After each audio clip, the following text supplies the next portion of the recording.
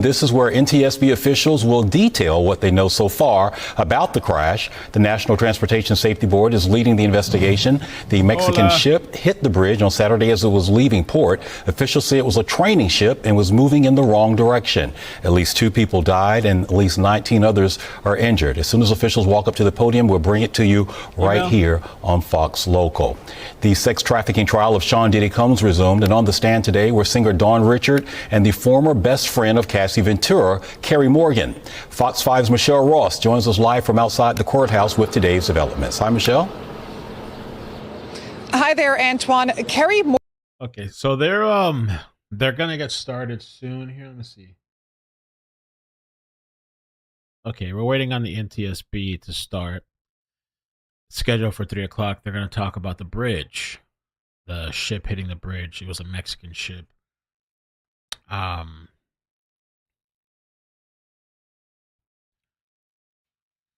The NTSB is going to be speaking on that. I don't know what kind of updates they're going to give, new information or what.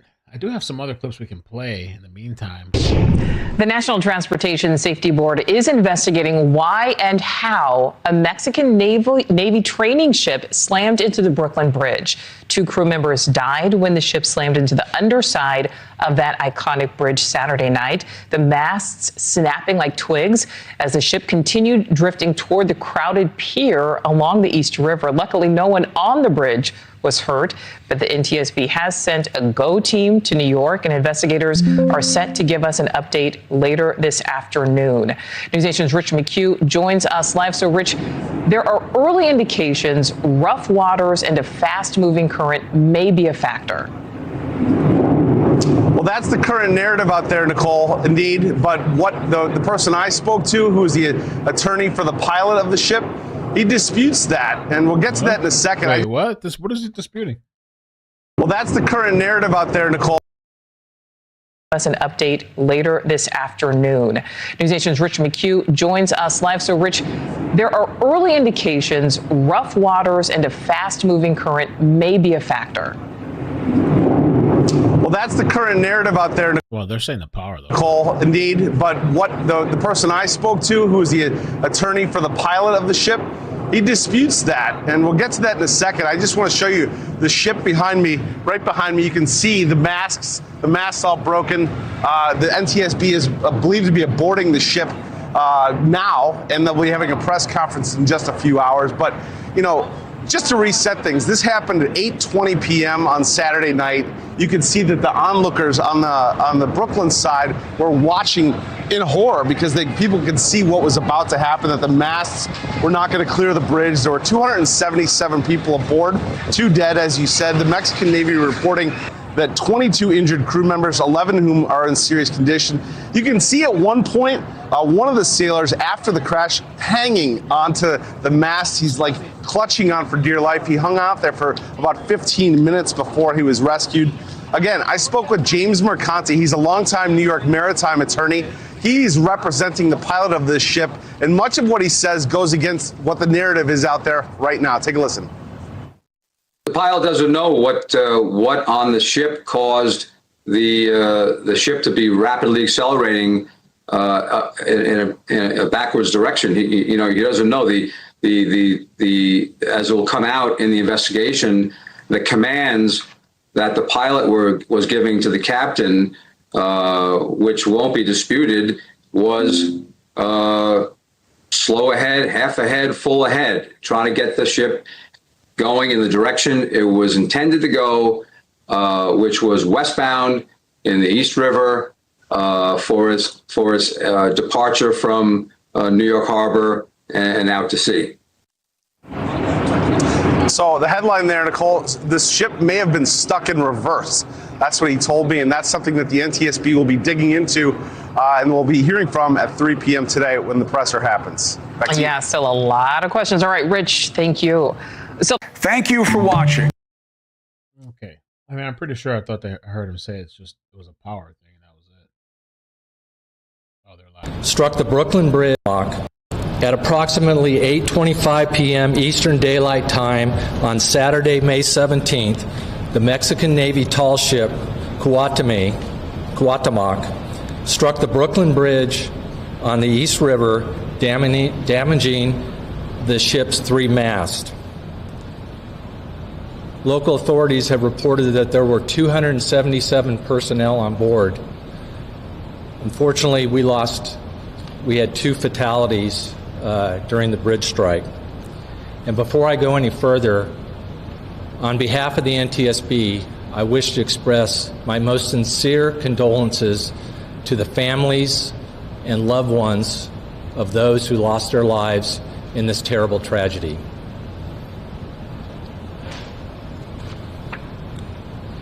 The NTSB arrived on scene late yesterday afternoon and throughout the evening, and our first day on scene was this morning, starting today. We are here to gather perishable evidence, and that's what we will be doing the whole time we will be on scene, and that'll take as many days as it needs to be. This is the start of a long process. We will not be drawing any conclusions. We will not speculate. We will also not be determining the probable cause while we're on scene. The information that I provide today, that we provide today, is preliminary and is subject to change throughout the investigation. What you can expect from us is within 30 days we will have a preliminary report. Investigations take normally between 12 months to 24 months, with one stipulation. If we see some significant safety issue during the investigative process, we could put out an urgent safety recommendation for that issue, tied in the operating environment of that. This morning we had an organizational meeting, and we set up various teams, split up into different teams, and they are currently nautical operations, marine engineering, bridge engineering, survival factors, and recorders. We are currently working with our counterparts with the Mexican government to gain access to the ship. We are optimistic that we will have that access very soon. In the meantime, we are working to set up parties to the investigation. The U.S. Coast Guard is always a party to a marine investigation. They're automatically a party. And we thank them for getting on scene very quickly. And we do appreciate all their support so far and supporting our lead in this investigation. The bridge team from our Office of Highway Safety has been working today with the New York City Department of Transportation, and they were doing a survey with the department there, and they have affirmed at this point that there is no significant structural damage to the load-bearing elements of the bridge. There is some damage on one of the travelers, which they use to access and survey the bridge at this point, but nothing structural from the bridge is an issue at this point. I will point out that the NTSB has long had an interest in bridge safety, including bridge strikes. Just 2 months ago, we released an interim investigative report about the collapse of the Key Bridge in Baltimore after it was struck by the Dolly, in which we made urgent safety recommendations to numerous bridge owners. These included recommendations to calculate the risk of bridge collapse after being struck by a ship, and if that risk is over an industry threshold, to take steps to mitigate the risk. We have received comments back from the New York City Department of Transportation. We just received it. We're in the process of evaluating it, but accordingly they have reported that they have run the assessment, and their threshold, their calculation is below the threshold. Sure, you bet. Our recorders group today, they've been canvassing the shoreline along the area where the accident is, trying to assess any closed-circuit TV and security cameras, and they have had some success today. We are very well aware that there's a lot of video out there in social media, people from cell phones and the such, and we would ask if you have video to first email us at witness@ntsb.gov. Again, that's witness@ntsb.gov. And we ask that you email us not the video, but that you have some. We will then send you a link to upload that video. Titanic in Spanish. Titanic. We also have two personnel with us from our Office of Transportation Disaster Assistance, and they have been coordinating outreach with the Office of the Mayor of New York City, and we appreciate having them on scene. I will now turn it over to our investigator in charge, Brian Young, to give us some preliminary factual information. Brian? Thank you. Based on preliminary navigational data, I can provide the following timeline for the vessel's movements in New York. The vessel arrived on May 13th around noon and docked port side 2 at Pier 17. The vessel remained there for about 3 days, and at 8:20 p.m. on May 17th, with the assistance of a tugboat, began backing away from Pier 17. The intent was to sail south down the East River and head for sea. Preliminary weather report at this time was dusk conditions, westerly winds about 10 knots, and the current was about 0.3 knots towards the bridge. Upon departing the pier, the vessel's astern motion and speed increased up to 6 knots. And at 20:24 or 8:24 p.m., a VHF radio broadcast was sounded requesting assistance from other tugboats in the area of the Brooklyn Bridge. That was followed by 2 other requests for assistance, and at 8:24 and 45 seconds, the vessel's mast struck the underside of the Brooklyn Bridge. At 8:27, the vessel came to a stop, and at 8:30, both NYPD and FDNY assets were on scene.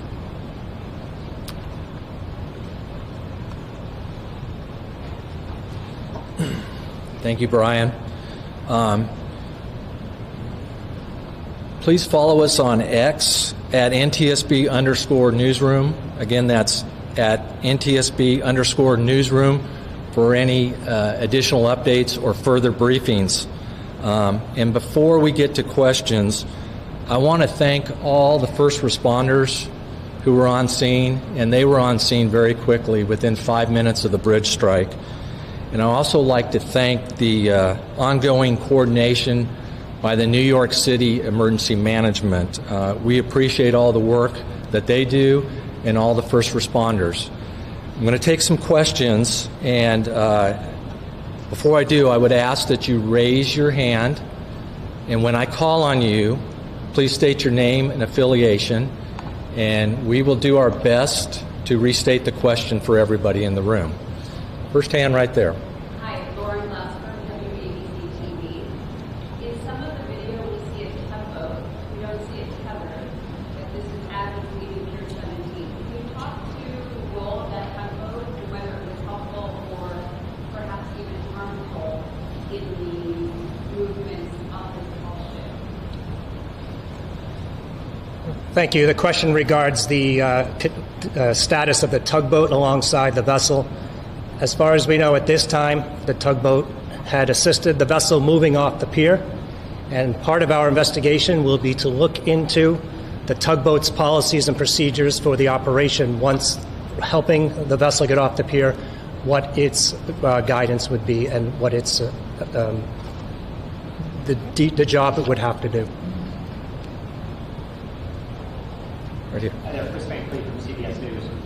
2 questions. Any sense that there's a data recorder, a voice recorder on this ship to obtain, and it sounds like from your timeline, whatever went wrong happened very quickly after that tugboat got it out off the pier. Is that right? The first question was about any recording devices on board the vessel, such as a VDR, a voyage data recorder. Our recorders group, once getting aboard the vessel, will make a full assessment of any recording devices, and we will capture that information and retrieve it. And the other question was, it was approximately 5 minutes from the time the vessel started coming astern to the time they struck the bridge. Yes. So you don't know at this point if there's a recorder? We don't know at this time, not yet. Right here. Two questions as well. Number one, why wasn't the ship towed out of the harbor towards Bay Bridge? Why did you decide to opt using a towboat? And then, as far as what you're exploring is what might have caused the ship to hit the bridge, has there been any discussion over whether this was in? Well, basically, this is kind of like a non-press conference almost. I mean, they gave a timeline and then they're just doing a Q&A. I think the NTSB, it seems like the better press conferences to join is the one after a couple of times they've gone on. Because then they give some really good information. But like I guess it's like an introductory type of thing. The question pertains to the use of a tugboat departing the harbor. Again, we are going to be, that's part of our nautical operations investigation, where we look at the procedures on what is the normal operation for a tugboat assist departing a pier. Discussion over whether this was an engine failure or what might have led to this happening. The question pertains to a possible cause of the bridge strike, possibly as an engine failure, and we have an engineering group led by myself, which I'm an engineer, and we will look at the status of the engine. We'll look for any failures, we'll look for engine inspections, and we'll talk to the crew on what may have possibly occurred with the engine. And additionally, if the engine has any sort of ECM or electronic control modules, we'll grab that electronic evidence as well. We need to go to somebody else. I will also state, too, we haven't had a chance to do any interviews at this point. We need to interview the tugboat pilot, the harbor pilot. We'd like to the captain of the ship, and there's a lot of some other crew members we want to do, but we haven't had that chance. And again, we are not determining a probable cause, and we're not going to speculate about one because we haven't gathered enough information yet. We're just at the beginning of gathering the factual information. There's a question right here. Hi there, Mark Reynolds. Good. Two questions. You mentioned for the 6 knots. Is that typical for the boat when it's leaving, or was there some sort of an acceleration? The other question I had was when you talked about the timeline, you said that the boat left at 8:20, and at 8:24, the tugboat was calling for help. When during that 4-minute period was it determined that the boat was out of control? I guess I'm asking, when was the earliest is that the earliest time that the tugboat could call for help? It seems like that was only seconds before it struck the Brooklyn Bridge and blew it too late. Okay. Go ahead. State the first question again. The 6 knots. Was that typical of this kind of a thing, or was there some sort of another acceleration?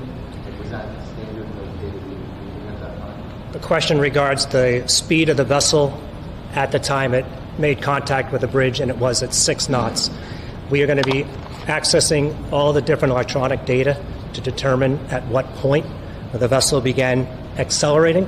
We do have a bit of time where it was maintaining a constant speed of about 2.3 knots, and then the speed began to increase.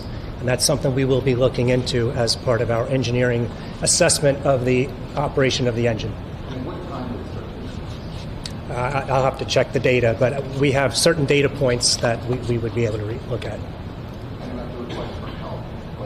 And the request for help, we had one bit of navigational data that we were looking into. It was the VHF radio.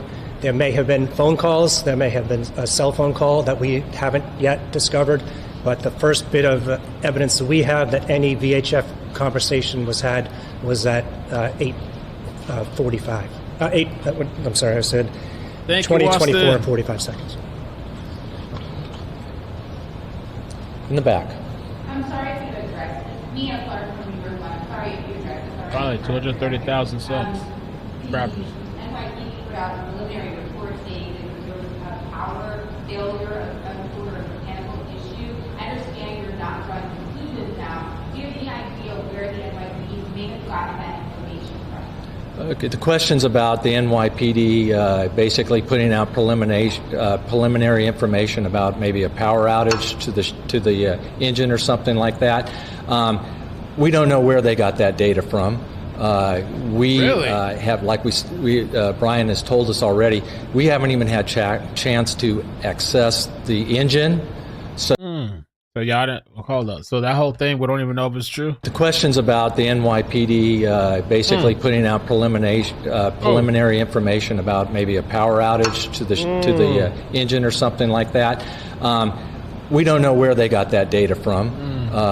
We have, like Brian has told us already, we haven't even had chance to access the engine, so we don't know that. We haven't had a chance to That's it. That's the most important part. That little 30-second snippet. That's all I needed to hear. look to see if there's any recorded data or anything like that. So we're not sure where they got that from. But that'll be part of the investigation too. If somebody has information like that, where did they get it from? We don't know at this point. Okay, let me come back over. Back in the back. A little louder, please. I know the air conditioning is really loud. Do you have any information on the ship departed early? Yeah, that press conference was a little weird. That press conference, I just feel like they downplayed it at first. Oh, nobody fell in the water. Meanwhile, there's 2 people deceased. And they're like, oh, it's just a power outage. I'm sorry, say it again. So, do you have any information that the ship departed early that it was supposed because the conditions, the weather conditions? Ship, okay. The question is, do we have any information that the ship departed early because of the weather coming in? We have no information on that at all. We haven't had a chance to talk to any of the crew at this point. Okay. Why is that? We are waiting. The question is, why haven't we had a chance to talk to the crew yet? We are working with our counterparts in the Mexican government to gain access to the ship, and hopefully with some of the crew members to be able to interview them. So yeah, who got it? The Mexican government got it? Who got the ship? Not unlike the harbor pilot, the docking pilot, we're going to interview them here in the near future. Question?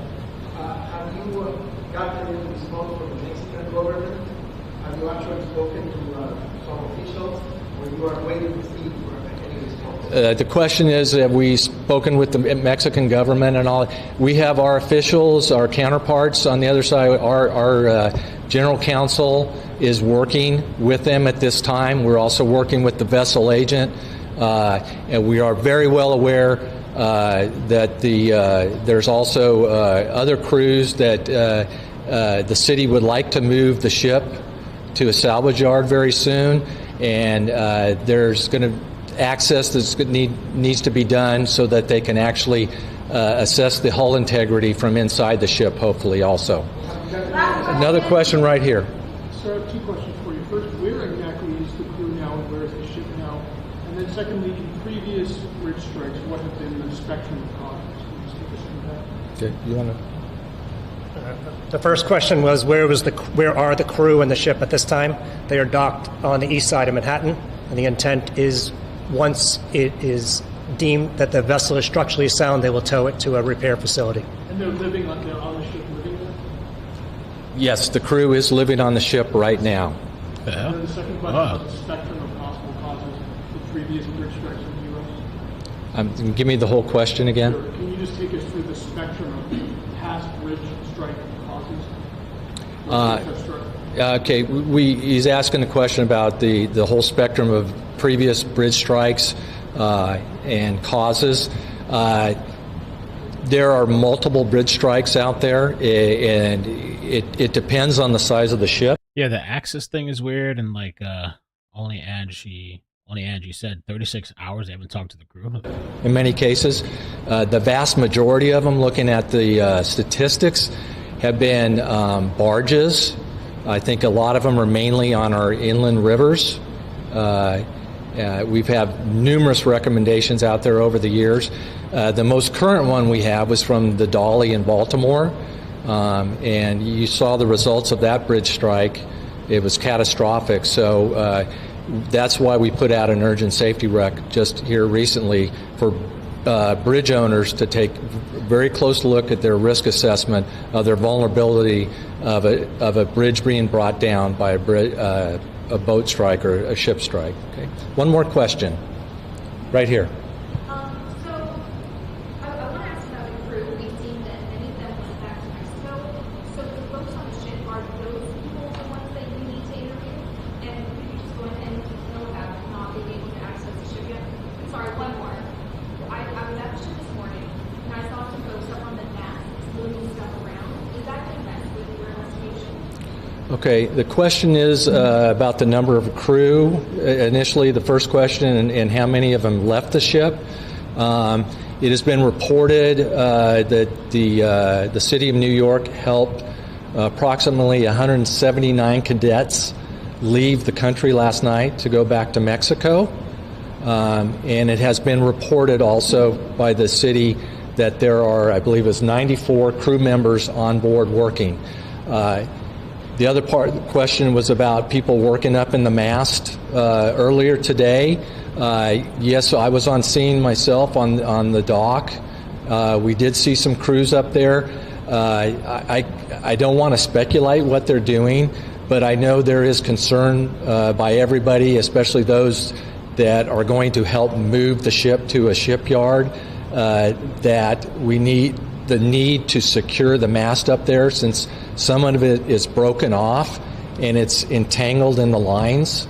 So those are obviously going to have to be secured before the ship is moved, so that doesn't create another hazard. Okay? Thank you very much. All right. Like a very minimal.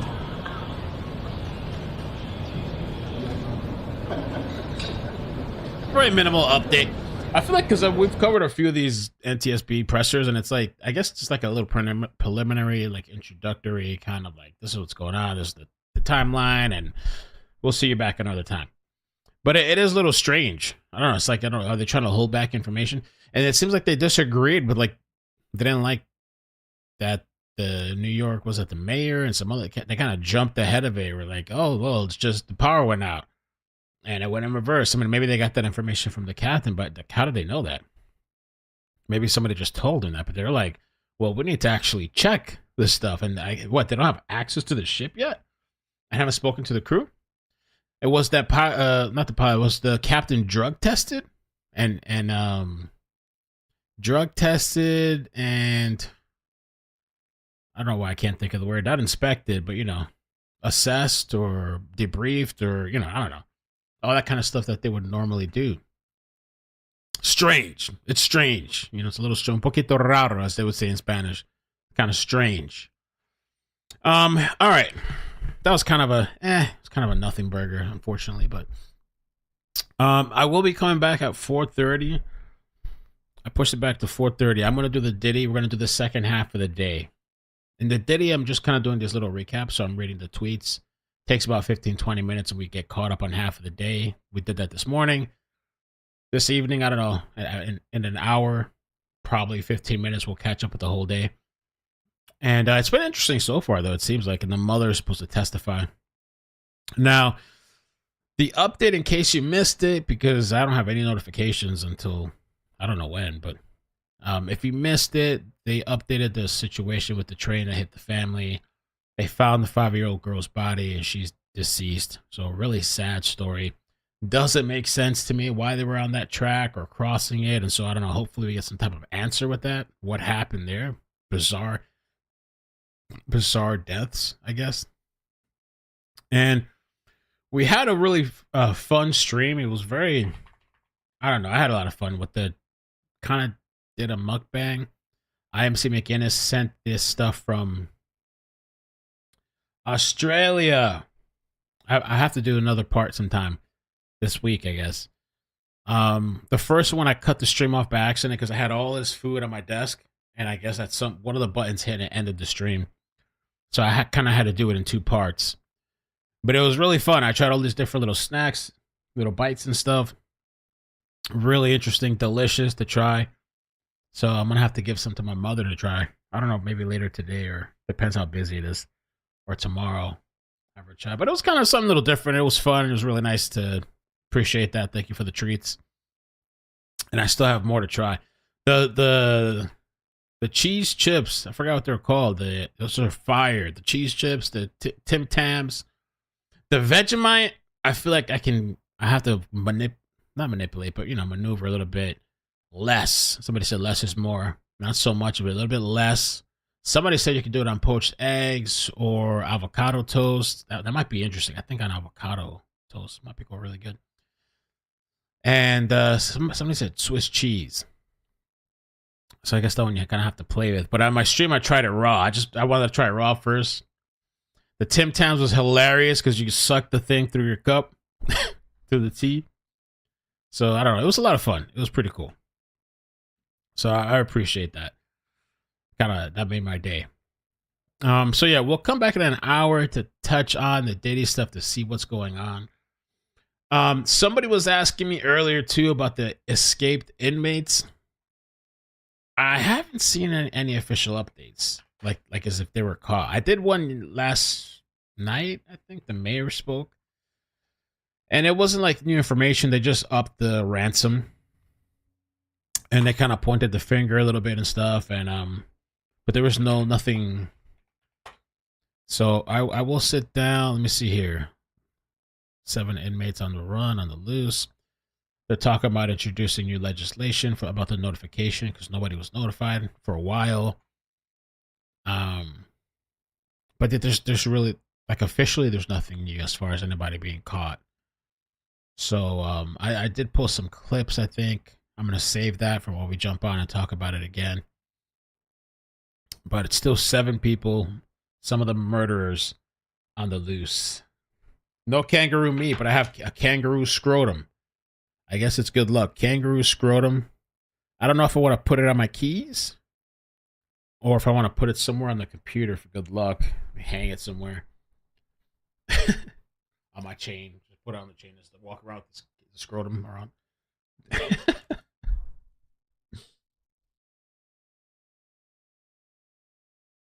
So, all right, I'll see you guys in a bit. I'm going to relax for a little bit and reset myself, kind of. I hope so. I feel like as soon as I get off, something's going to happen, right? That tends to happen. I get off. Chase! This is Chase! Chase! And I get up and run. But yeah, condolences to that family with that kid, those kids, that kid that passed away. And the other one's in the hospital. So, and they're saying the Karen Reed trial is a shit show today. I haven't checked at all what's going on with Karen Reed, so I might have to take a peek later or something.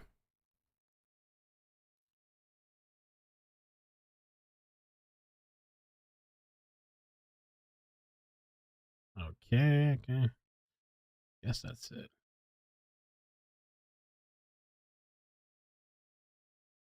Ooh. DDG and Soulja Boy are gonna box.